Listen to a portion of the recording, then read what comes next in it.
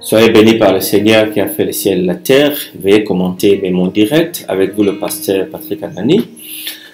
Dans cette vidéo, nous avons un terme important, châtier.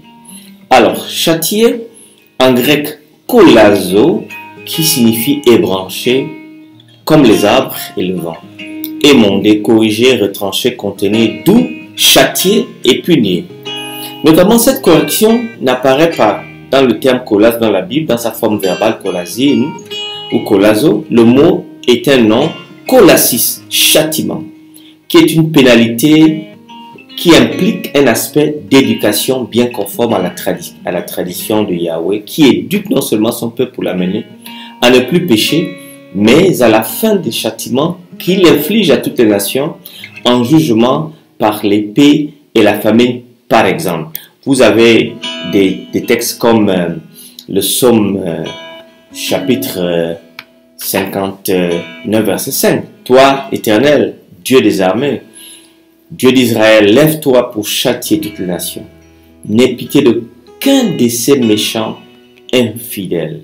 Et exactement dans le psaume 149, verset 7, le même thème réapparaît. Isaïe 34, verset 5, Jérémie 11, verset 22, y compris des dieux païens comme la divinité de Thèbes égyptienne Amon dans Jérémie 46, verset 25. Le châtiment est ordonné à la révélation de l'amour de Dieu et à la transformation du peuple pécheur.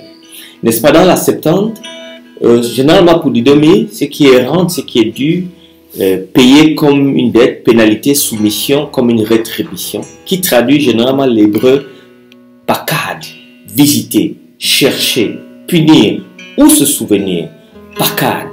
Alors, tu ne te procéderas point devant elles et tu ne les serviras point, car moi, l'Éternel ton Dieu, je suis un Dieu jaloux qui punit l'iniquité des pères sur les enfants, jusqu'à la 3e et la 4e génération. Alors, et de ceux qui me haïssent et qui fait miséricorde jusqu'à la 1000 générations à ceux qui m'aiment et qui gardent mes commandements. Ceci est très important. Donc, il y a donc une mesure 13 qu'il faut faire à 4e génération, à 1000 générations.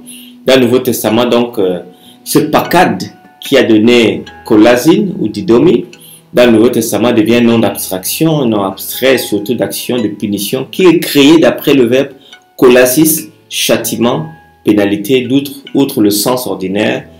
Donc, on a des textes que nous pouvons encore vous donner de l'Ancien Testament, ou bien le Nouveau Testament dans Matthieu, qui dit « Ceux-ci iront au châtiment éternel, mais les justes à la vie éternelle », Matthieu 25, verset 56.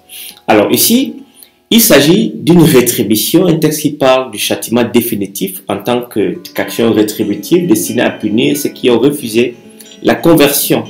En outre, ce mot donc permet de situer la crainte par rapport à l'amour, de ceux qui par peur à avoir, ou avec une implication de châtiment dans le Nouveau Testament, ne pas avoir suivi Dieu.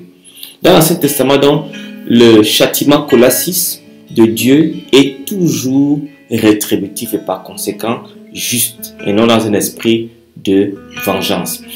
Ézéchiel 18, verset 30 dit « C'est pourquoi je vous jugerai selon ces voies, maison d'Israël, dit le Seigneur d'Israël. Revenez et détournez-vous de toute votre transgression, afin que l'iniquité ne cause pas votre ruine. » Et 1 Jean 4, 18 dit « La crainte n'est pas dans l'amour, mais l'amour parfait bannit la crainte, car la crainte suppose un châtiment. Celui qui craint n'est pas parfait dans l'amour. » Le châtiment kolasis de Dieu est toujours donc rétributif et juste, dans un esprit non de vengeance, mais avec de punir en fonction du tort qui est commis.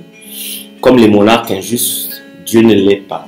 Dieu punit pour l'iniquité ceux qui s'écartent et qui n'écoutent pas sa sagesse. Par conséquent, la rétribution de Dieu, le kolasis de Dieu, le pakad de Dieu, qui est une visitation, est une réponse à l'idolâtrie humaine, qui causera toujours un jour ou l'autre la destruction totale selon le texte d'Ézéchiel chapitre 18 que nous avons lu.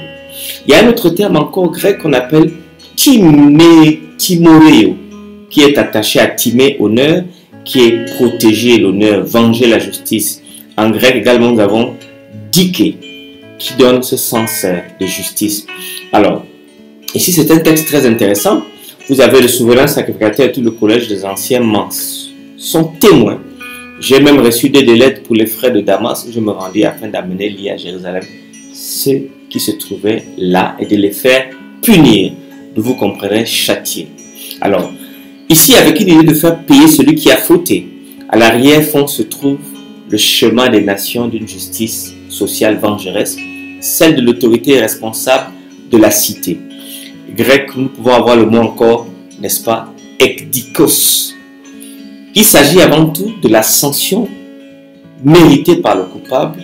Le terme timoreo peut donc être lu en connexion avec l'honneur du divin, d'où l'association avec la vengeance que Dieu donne en pleine réciprocité des faits exacts pour les méfaits, comme dans Actes chapitre 22 verset 5.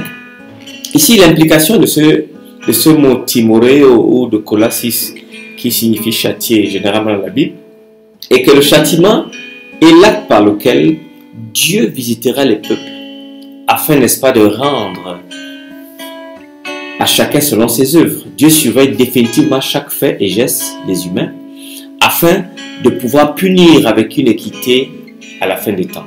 Ceux qui devront s'occuper de ce châtiment seront des anges que Dieu aura désignés à la fin des temps.